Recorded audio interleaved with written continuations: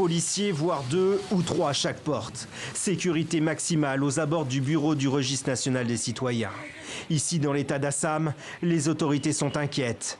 Un peu moins de 2 millions de personnes viennent d'être rayées de la nationalité indienne. Et pour certains, c'est une bonne chose. J'aimerais leur dire que l'Inde est pour les Indiens et que le nord-est de l'Assam, c'est l'Inde. Et que ce n'est pas un endroit pour les Bangladis illégaux.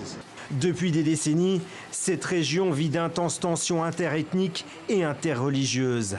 L'Assam, frontalier du Bangladesh, a en effet vu depuis la guerre d'indépendance de ce dernier en 1971 un afflux d'immigrants de ce pays.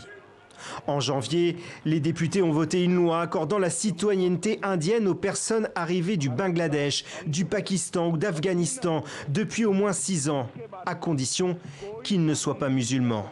Pour être considéré comme indien, chacun doit démontrer que lui ou ses ancêtres habitaient l'Inde avant 1971. Mon père est citoyen de l'Assam. Son nom figure sur l'ébauche du registre. Le mien n'y figure pas parce que le nom de ma mère était sur une autre liste. En 2016, un tribunal a statué que ma mère était citoyenne indienne. Aujourd'hui, pourtant, ni elle ni mes 5 frères et sœurs ne sommes sur le registre.